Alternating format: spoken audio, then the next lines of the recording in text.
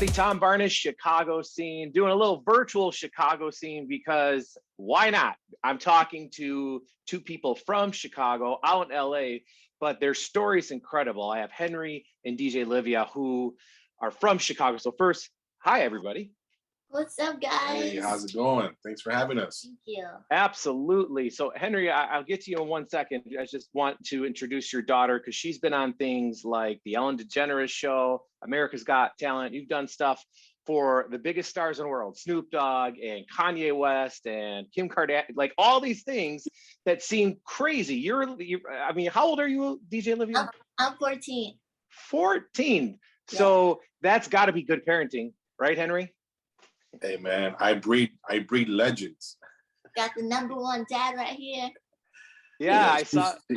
She's the youngest from my six babies. I always call them that, but yeah, she's the youngest from all my 6 kids. So you started off, DJ Olivia, with the a Chicago group called the Monster Kids. Is that right? Chi-Town Finest Breakers. Yes. Oh, I'm sorry, Chi-Town Finest Breakers. And then they became the Monster Kids. Got it. And Henry, did you help with that? Or was that because she's one of a few kids that you have, right?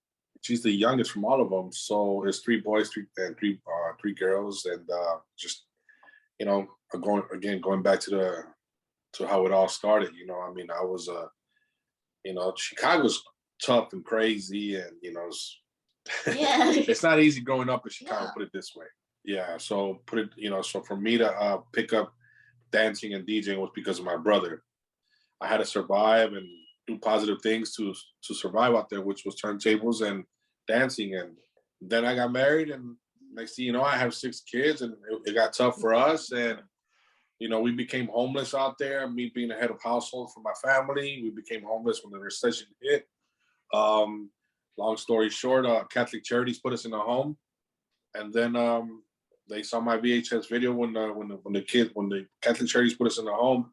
They saw my VHS video when I was breakdancing as a kid, and they got inspired by it. And it was one of the valuables that my wife saved, and to this day we still have it. And but they got inspired by it, and next thing you know, man, the kids, all they want to do was learn how to breakdance. And I just for me, I was like, I didn't want to teach them because again, I think education comes first. And I told them, look at me, I didn't have no education. 8th grade was my last grade in Chicago, so.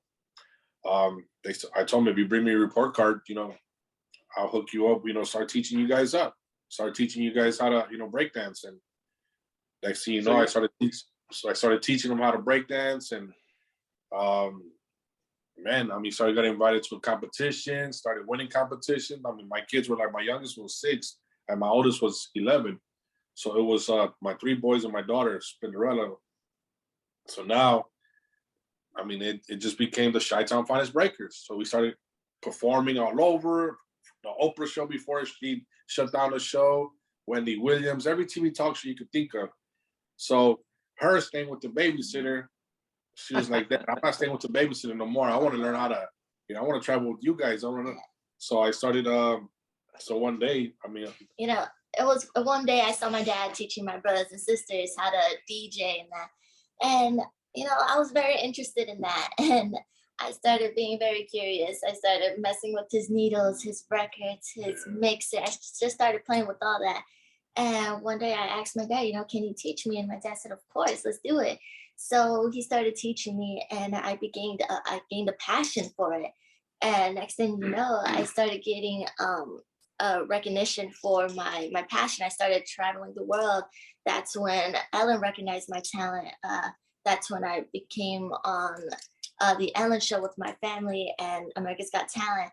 And I DJ'd for, like you said, the Jacksons, the Kardashians, Jay-Z, Snoop Dogg. Her first big show was in Vegas. It was at the Planet Hollywood, Planet Hollywood with Rick Ross. Rick Ross, and it was just... No pressure, huh? I know. I mean, what's it like to you're DJing for Snoop Dogg? These are pioneers. Kanye West, like pioneers.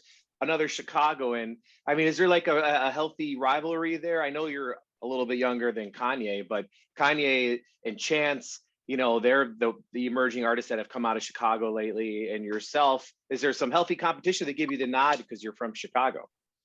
Well, I don't think, there's any competition. It's just a blessing that they get to recognize my talent. And it's so awesome that I have these legends just showing me so much love and respect and respecting my craft at such a young age. And sometimes I can't even believe it. I'm just a little girl. I have to like pinch myself sometimes, like, yo, this is happening. I'm DJ like for Kanye, for Snoop Dogg. And by the way, Snoop Dogg is the most humblest person like you can ever meet. He's the greatest guy, and Kanye West too. They're both so humble, and the fact that they get to show me love, that's just much respect coming from me. So yeah. Did they give you any one of these artists that are legendary in their own right? Have they given you any advice over the years when you've been doing this that sticks with you today? Oh yeah, pretty much like don't give up, keep going. You're already almost there, so never give up, and just keep doing what you love to do, and don't stop because you're already almost there. So that just carries me on all the time. Yeah, I read that you opened for a band out in LA where the Super Bowl was at SoFi Stadium there, 100,000 people for that band and yourself. What was it like to be I mean, that's one of the biggest NFL stadiums and one of the biggest stadiums in the world. What was that like? Honestly, that broke my own record, DJing for that much people 2 nights in a row. I just couldn't believe it when I heard the news, like you're gonna be DJing at the SoFi Stadium. Not only that, but DJing and then performing next to these Mexican icons, these Mexican bands, Grupo Firme. And they're the biggest Mexican group out right now. Yes. And they're young as well too. And they're so again, no pressure. No pressure. 2 sold out nights. A lot of people, and it was just. She went in there, we went in there, and she walking on water. So walk me through, how do you prepare for something like that, knowing that or any show for that matter? Is it, do you have a certain song that you use as your opener every time, or is it just kind of, do you wing it? How does that whole thing work?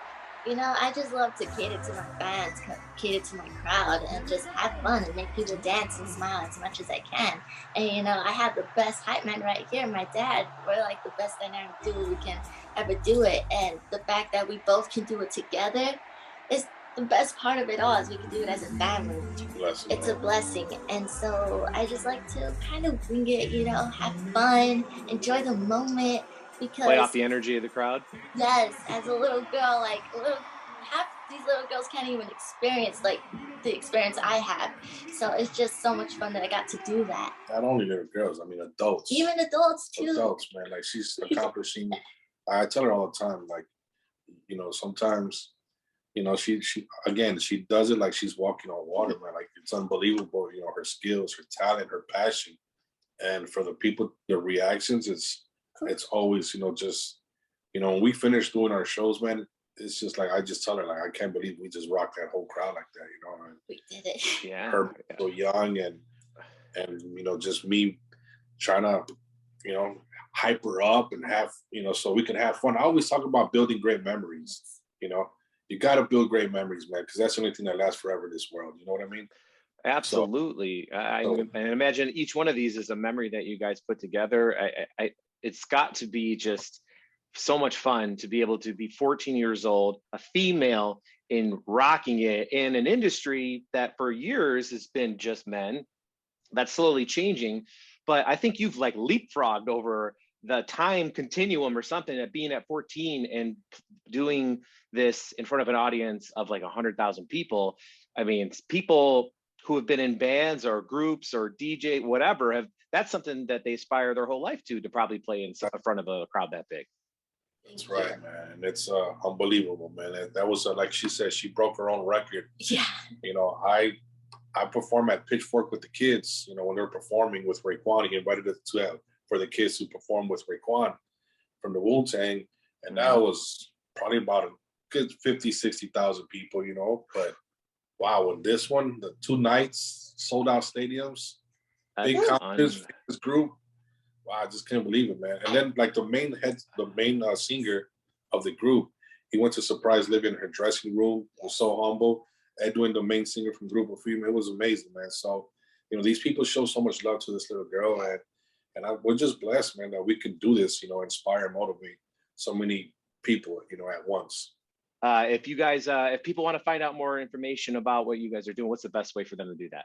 You know, Instagram, I am DJ Livia, my TikTok, Facebook. Everything DJ Livia. Everything. DJ Livia, I'll be there. Or the email is djlivia@yahoo.com. Yes. Yes. Got it. Well, Henry, DJ Livia, thank you very much. I appreciate you taking time out this afternoon to chat with me, and best of luck. Absolutely, man. Yes. Thank you so much for the time and everything, man. Like, you guys, Chicago's always shown nothing but love to my family. So we're Awesome. Chicago always has a place in my heart, and I try to represent it as much as I can. So Chicago, hopefully I'm coming back home soon. Awesome. We'll see you guys later. Thank you. You too. Thank you, guys. All right.